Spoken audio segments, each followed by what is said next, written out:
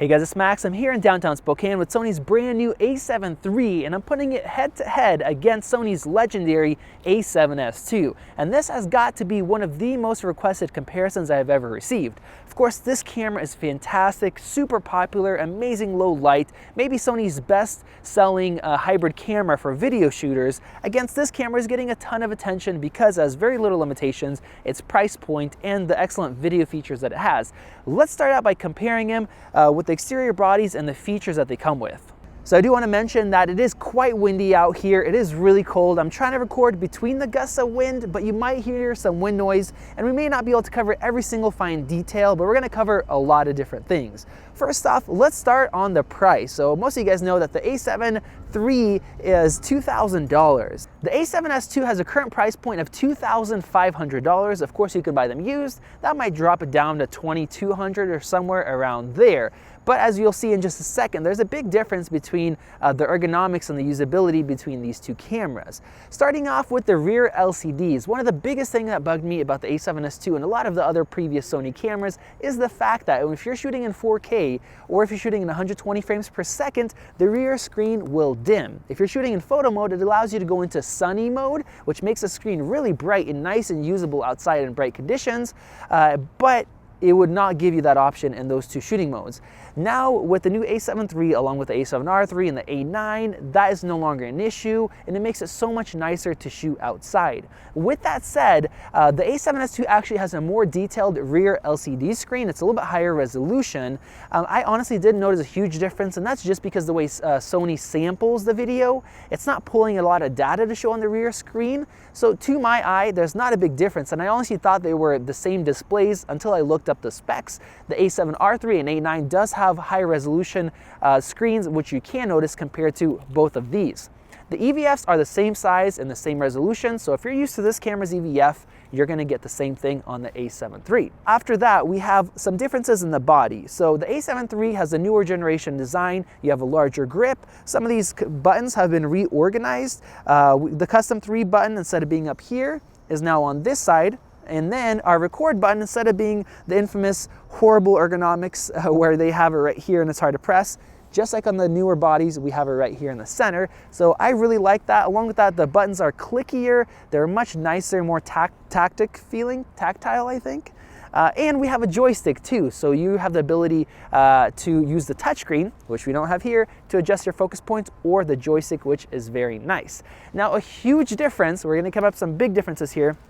A7 III or A7S II, we have one card slot. A7 III, we have this nice slot that locks up. We have dual card slots, meaning you can have 2 cards in there. You can have it automatically switch over when one card is full. You can set one card to video and one card to photo, or you can do dual recording. So you don't have to worry about your card getting corrupted and losing footage, which is nice if you're shooting events or something that you can't really redo. In general, it's nice to have that.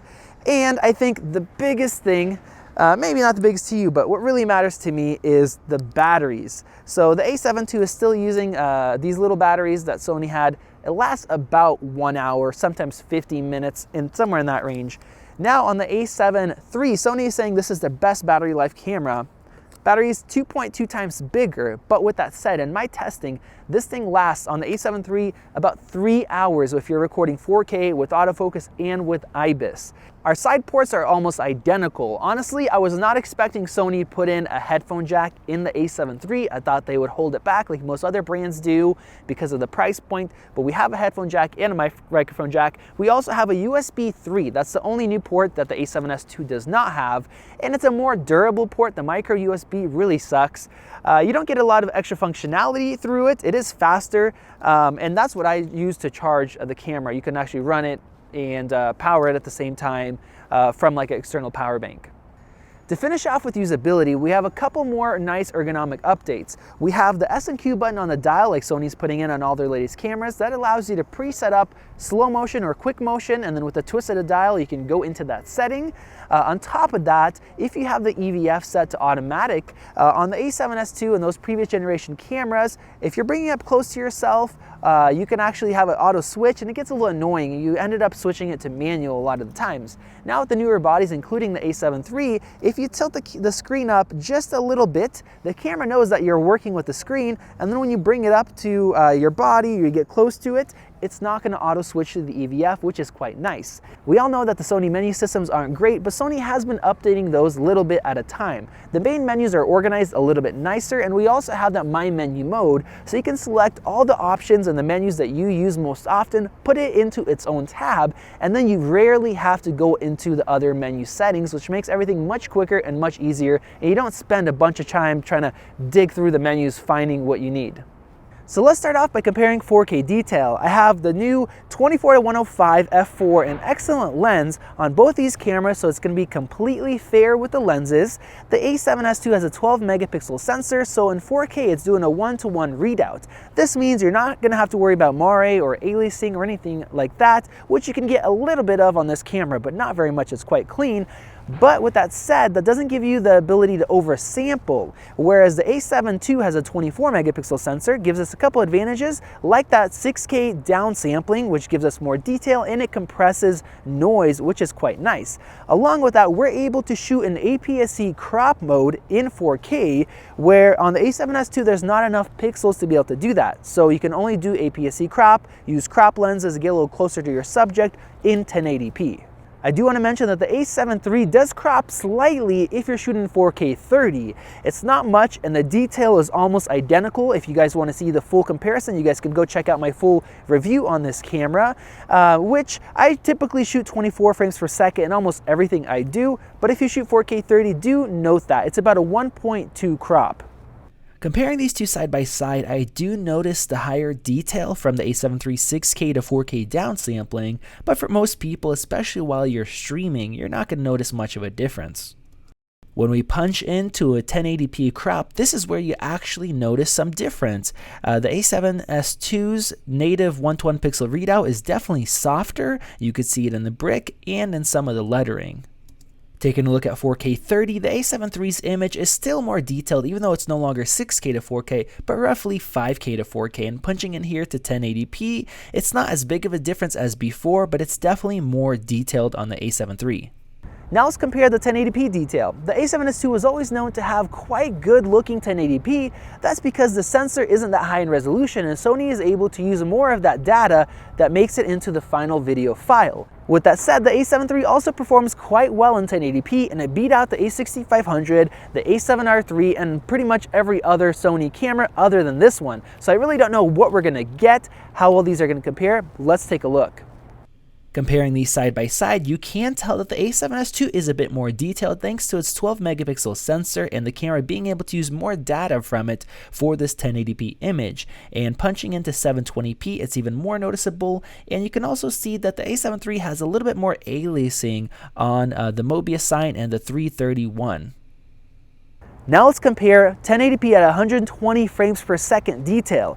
Both these cameras do this, but the A7 III has no crop whatsoever, whereas the A7S II has a massive 2.2 or 2.3 crop, meaning it's using less sensor area than even a Micro Four Thirds camera. Checking these out side by side, they are very similar. I do think that the A7 III has a little bit more detail, probably thanks to its full frame sensor usage instead of cropping in a ton. And I do want to mention that this is in good lighting conditions. If you're shooting low light, because the A7S II is using less than a Micro Four Thirds sensor equivalent size, the low light performance would make a big difference. I wish I would have tested that, but I didn't get a chance to. Also keep in mind that if you want to shoot wide angle, you're going to have a tough time on the A7S II because the 24mm lens will turn into roughly a 55mm. You do get some moire with both of these, but the A7S II's low resolution sensor does result in less of this artifacting issue, but overall I still have to give the win to the A7 III because as more detail, you don't have the heavy crop, which makes it a lot easier to shoot wide angle and will result in better low light performance.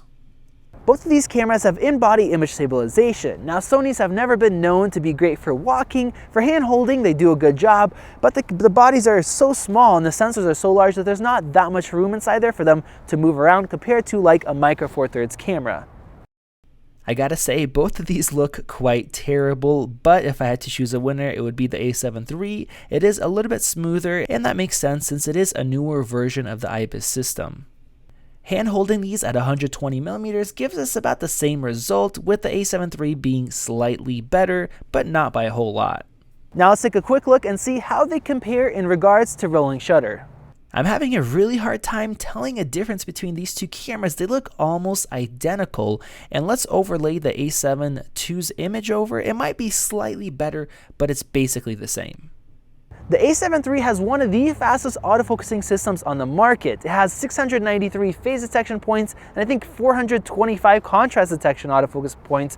It's basically a beast, whereas the A7S II just has contrast detection autofocus, which is not great for video. I've used it in the past just with face detection and not moving around too much, and it did okay, but for most things it really didn't do the job.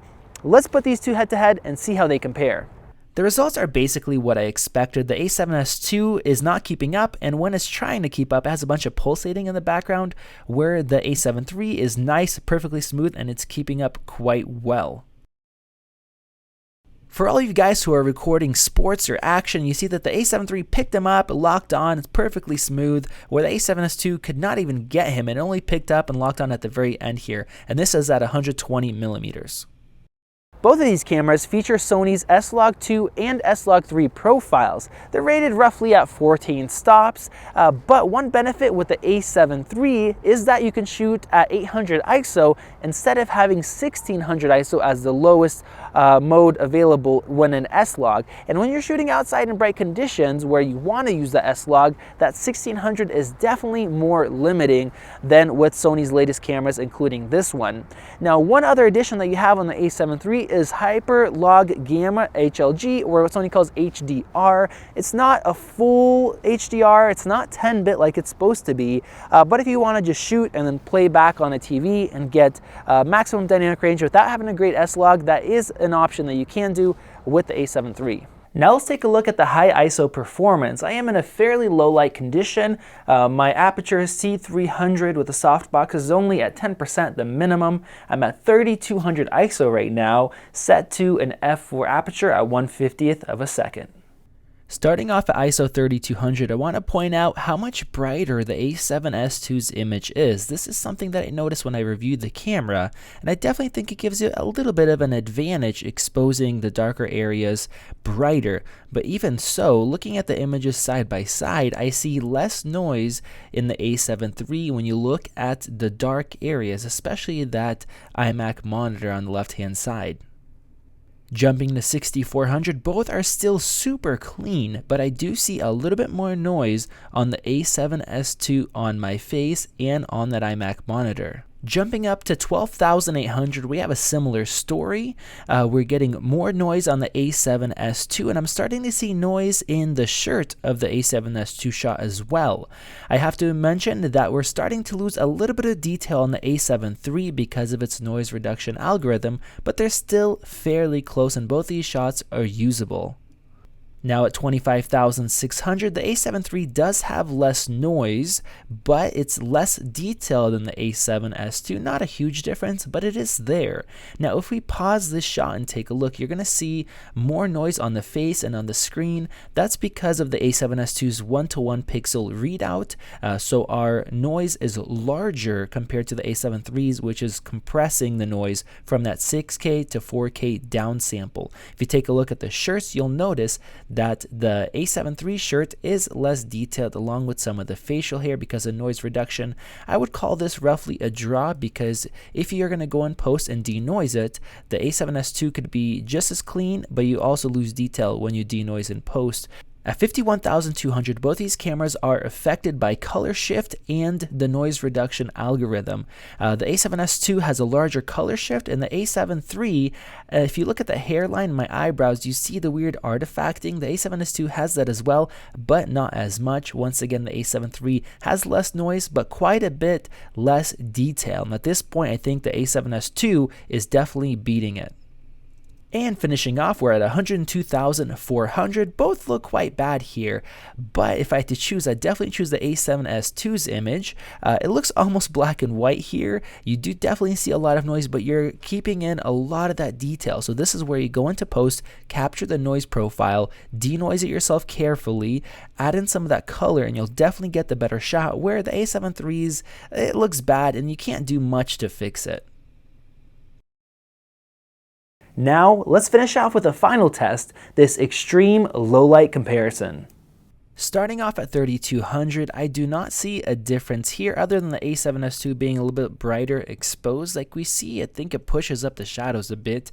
I do want to say that this test is absolutely extreme. The lights in the background are dimmed to their minimums, and if you were going to be shooting like this, you wouldn't underexpose this crazily. You'd probably overexpose and then bring it back down if you want to keep this kind of a dark look that's lit by a single lighter. But at 6400, the A7S II is looking more detailed, a little bit cleaner.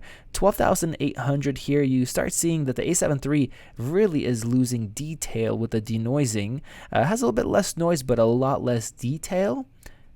Jumping up to 25,600. Now the A7 III has probably, I don't know, it has a different noise pattern, definitely a lot less detail. The A7S II definitely is winning in this regard. And lastly, 51,200. Both look terrible. The A7 III is getting smoked though. There's almost no detail. It looks like there's like wax in the lens or something like that. The A7S II, you could probably denoise it a bit and still get to use this shot. Once again, I do want to point out that this is absolutely extreme, just lighting something with a single lighter. But since the A7S II is doing better, I had to leave this in the test. If you're going out, crawling through caves and trying to record something, definitely choose the A7S II. So overall, if you're trying to choose between these two cameras, I would definitely push you towards the A7 III. Not only are you saving some money, but you're also getting tons of usability upgrades. You got the relocated record button, better buttons and menus in general. You have the joystick, the LCD screen that doesn't dim, dual card slots, 3 times the battery life. You have better, more detailed 4K, the ability to use APS-C crop lenses or use your full frame lenses and crop in. And then on top of that, that clear image zoom capability. No crazy crop when you're shooting at 120 FPS, and more detailed, better low light. You do have a little bit extra Mari in there. The low light performance for most people is better than the A7 II, as long as you're shooting at 12,800 or below. Now, if you're somebody who's crazy and shoots in like caves with lighters, you definitely are going to get a better result with the A7S II like we saw. But man, this newer generation of cameras, even though it's less expensive, it's the entry-level basic model, what they're calling it, has so much upgrades that it really is making it enticing. And for those of you guys who've been waiting for the A7S III and you've been waiting for a year or longer, you can't wait any longer. I would say you're going to be happy with the A7 III. You can upgrade to this camera, even though it's like a lower end model. But you know, those of you guys who have A7 IIs, if it's doing the job for you, you're getting the jobs that you want, it's producing the images that you want, you don't mind the kind of usability issues, you could probably stick around with the camera, get some great shots, and wait for the A7 III. Hopefully that camera will be coming out soon. I've been saying that for about a year now, but it better be coming out at least by this summer. So honestly, I'm very impressed with the A7 III, just like I was when I went to that press event. For the money, all the capabilities and the image you're getting out of it, it is a great deal. So thank you guys for watching. I have the links to these cameras in the video description below and the lenses that I used. If you guys use those, that supports the channel. I definitely appreciate it. And if you have any questions, you guys can ask in that comment section below. I'll do my best to answer them. This has been Max, and I will see you in the next video.